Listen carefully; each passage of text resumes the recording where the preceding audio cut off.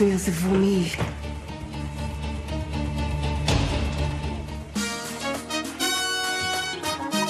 I got falsely accused, suspended from my job, and my wife served me divorce papers, saying I can't be with a predator. Later, I discovered she set me up, so I made sure it cost her everything. Sup Reddit. Imagine if the person who was supposed to have your back during the worst accusation of your life was actually the one who destroyed you. Here's how I found out my wife didn't just abandon me. She orchestrated everything. I, 34 male, work as an academic advisor at a mid-tier state university. I'd been there 6 years. Decent pay, good benefits, boring as hell, but stable. My wife, Marin, 33 female, worked in corporate HR at a tech consulting firm downtown. We'd been married 5 years, together for 8. Looking back, I can pinpoint when things shifted. December, 3 months before everything exploded. She started coming home later. End of quarter crunch, she'd say. Phone habits changed. Face down everywhere. Password changed to something she never told me. When I asked about it casually, she said her company required stronger security protocols. Then, March 15th happened. My supervisor knocked. She looked like someone just kicked her dog. Hey, can you come to HR? They need to talk to you. The tone was wrong. Too careful. Too quiet. Got escorted to a conference room. 3 people I'd never met. HR director, title non-coordinator, and someone from the university's Office of Institutional Equity. They introduced themselves. Then they hit me with it. We received an anonymous report through our student conduct hotline. The report suggests a violation of university policy regarding appropriate staff-student interactions. Per institutional protocol, we're placing you on administrative leave pending review. I sat there like they'd just told me I had 6 months to live. What? What violation? What are you talking about? The coordinator jumped in. We can't provide specifics at this stage. You'll receive a notice of investigation within 7 to 10 business days that includes a redacted version of the complaint. For now, we need you to surrender your access card and keys and refrain from coming to campus. This is insane, I said. My voice sounded far away. I haven't done anything. The HR director slid a piece of paper across the table. A notice of leave. My name. The date. A paragraph of legal boilerplate. A line for my signature acknowledging receipt. You're entitled to consult with an attorney or union representative, but we do need you to leave campus today. I signed it because what else was I going to do? I went back to my office and exported my entire inbox and calendar to a flash drive. 6 years of records. I'd cut my access 10 minutes later. My supervisor was waiting in the hallway when I came out. She looked like she'd been crying. I don't know what they told you, she said, but I know you. You wouldn't do this. I didn't trust myself to respond. Just nodded and kept walking. Handed my keys and ID card to the coordinator at the security desk. 20 minutes later, I was sitting in my car in the parking lot with a box of my life on the passenger seat. No job, no answers, and the growing realization that someone had just destroyed me. I called Marin. She didn't pick up. Texted her. Need to talk. Something happened at work. Call me when you can. She replied 2 hours later. In a meeting. What's wrong? I got suspended. False accusation. Need to talk. 3 dots. Then, OMG, are you okay? I'll be home by 7. She got home at 8:30, walked in with takeout from the Thai place we used to go to, sat down across from me at the kitchen table and asked what happened. I told her everything. The meeting, the accusation, the suspension. I told her it was a lie, that I'd never touched a student, never even thought about it, that I didn't understand who would do this or why. She listened, nodded in the right places, said all the right things. This is insane. They can't just believe some random person. We'll fight this. Then she got quiet for a second. I just need to ask, and I'm not accusing you, but is there anything that could be misinterpreted? Any emails that might look different to someone who doesn't know you? No, nothing like that. Okay. She reached across the table and squeezed my hand. I'm just trying to understand what we're dealing with. We need to be prepared for everything. I know. This is going to get messy. My office is already asking questions. I need to know you're telling me everything. I am. She nodded. Okay. Then we'll figure this out. But something in her voice felt off, like she was already calculating. Within a week, everyone knew. My phone blew up with carefully worded, "Hope you're okay" messages. A few friends went ghost. People stopped replying once my name got attached to student complaint. My mom called on day 3. I could hear her crying before she said hello. What happened? Her voice was careful, scared. I told her the truth. Someone made this up. I didn't do anything. She went quiet. Then said she and Dad had talked. They thought it was best if I didn't come to Sunday dinners for a while. Just until this blows over. My brother called next. 2 years younger, always the golden child. Attorney. Perfect suburban life. Bro, what the heck? It's not true. Then why are they investigating? Because someone lied. He exhaled. Mom's freaking out. With the kids and everything. We think it's better if you keep your distance for now. I got it. I got that my own family was cutting me loose because I was embarrassing them. I hung up on him. My sister sent a short text. Said she needed space to process. Didn't ask for my side. Just shut the door. Only my dad kept calling. You doing okay? He'd ask. When I said I needed an attorney, he wired me $5,000 the next day. You didn't do this, he said. Not a question. A statement. I know. You're not smooth enough to pull off an affair, and you're too much of a Boy Scout to risk your career. Maren played her role perfectly at first. The devastated wife. But there were cracks. She stopped sleeping in our bed, took the guest room, locked the door. She'd disappear for hours and come back saying she went for a drive. Her phone was a vault. Changed the password again. One night I asked her point blank, "Do you believe me?" She didn't even look up from her phone. The screen lit up her face in that cold blue glow. Does it matter? Yeah, it matters. You're my wife. Am I? She finally made eye contact. Because the man I married wouldn't be in this situation. My stomach dropped. You actually think I did something? I think you got yourself suspended. I think you put us in this position. And I think I'm the one dealing with the fallout while you sit here feeling sorry for yourself. Maren, I lost my job. My family won't talk to me. Oh my gosh, enough. She stood up, phone clutched in her hand like a weapon. Do you hear yourself? It's always about you. Your job. Your reputation. Your feelings. What about me? Do you know what people at my office say when I walk by? Do you know how humiliating it is to have a husband under investigation? The words hit like a slap. She'd never talked to me like that before. I don't care. Her voice was ice. Whether you did it or not doesn't change the fact that you destroyed everything. My career is taking hits because of you. People judge. And I'm tired of defending you when I don't even know if you deserve it. I stared at her. This woman I'd been with for 8 years. Married for 5. Planned a future with. She looked at me like I was garbage she couldn't wait to take out. 10 days after my suspension, the notice of investigation finally arrived. Certified mail. I ripped it open standing in my dad's driveway. The complaint had been filed March 14th at 11:47 p.m. through the online Title IX portal. Anonymous. 2 pages. Single-spaced. Detailed. The complaint said a junior named Alina had been uncomfortable with my persistent attention since January. Said I'd emailed her frequently with overly personal questions. Said I'd scheduled advising appointments during unconventional hours.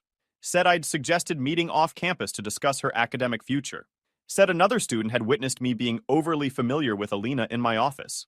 It was specific. It was convincing. And it was complete garbage. I pulled up the flash drive with my exported work emails.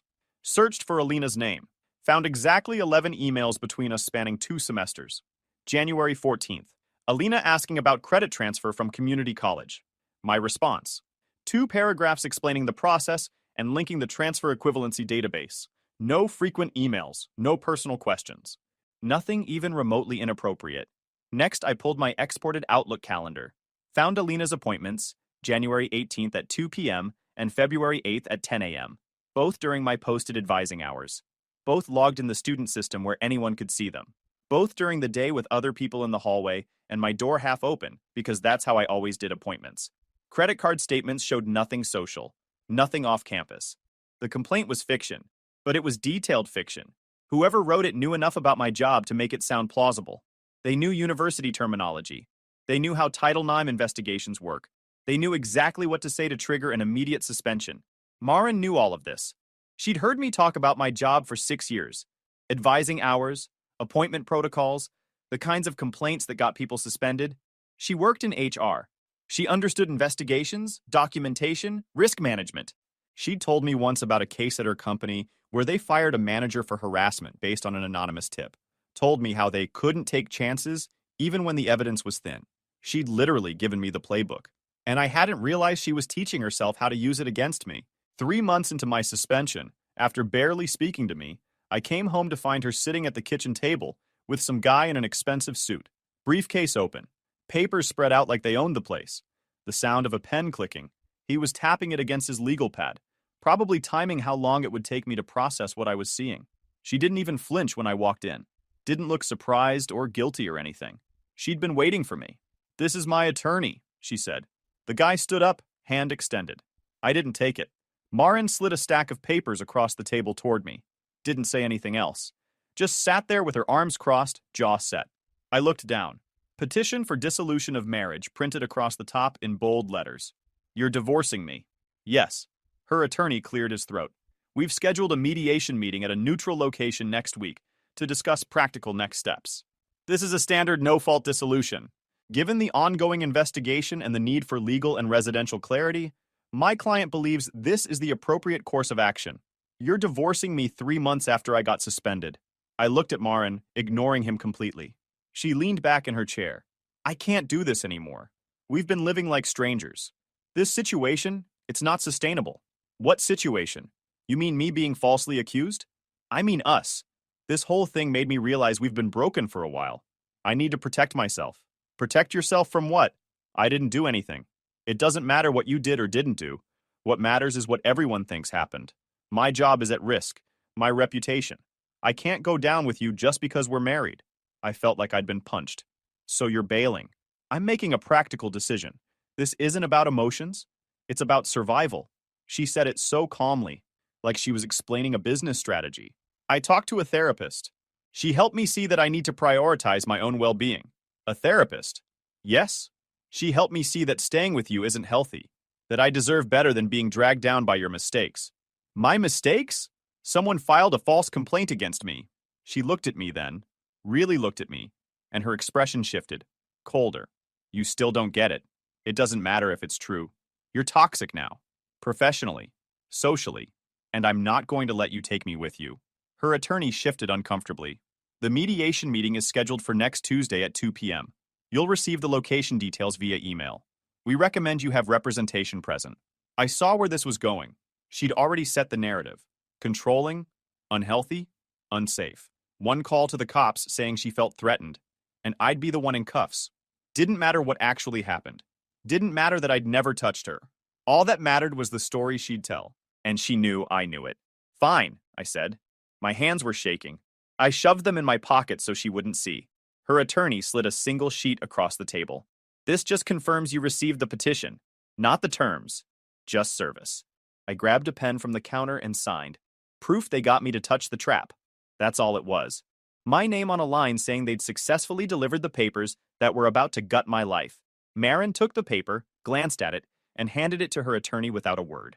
She didn't say goodbye, didn't apologize, didn't even look at me again. Just walked to the guest room and shut the door. Her attorney packed up his briefcase, mumbled something about being in touch, and saw himself out. I stood in that kitchen for maybe 5 minutes. Then I went upstairs, threw clothes into a duffel bag, grabbed my laptop and charger, and walked out. Locked the door behind me out of habit even though it didn't matter anymore. Drove to my dad's place. 40-minute drive. He answered the door in his bathrobe, took one look at my face and said, "She did it, didn't she?" I nodded. "You can stay here as long as you need." I slept on his couch that night. Didn't cry, didn't break down. Just lay there staring at the ceiling, replaying every word she'd said. I started therapy after I couldn't sleep for 3 weeks. Panic attacks became routine. Within days, my mom called. Said the divorce was probably for the best. That maybe Marin deserved better than this situation. That I needed to take responsibility for my part in all of this. Marin had been talking to her for weeks. I could hear it in the phrasing. The way Mom said, "your part," like she'd been coached. Like Marin had already laid the groundwork, painted the picture, turned my own mother into a character witness for the other side. I stopped answering her calls. My brother texted. Said Marin had reached out to him. Told him I'd been difficult, and she'd finally found the courage to leave. Said he was disappointed in me and needed time to process. She'd gotten to him too, probably months ago. I blocked his number. My sister sent an email, long, detailed, about how she'd always sensed something was off about our marriage, how Marin had confided in her about things I'd supposedly said or done, how she was standing with Marin. The whole family turned, all at once because Marin had spent months setting it up. The only person who didn't abandon me was my dad. He called every morning, asked how I was doing, didn't push when I said I didn't want to talk about it. Just let me know he was there. "You'll get through this," he'd say.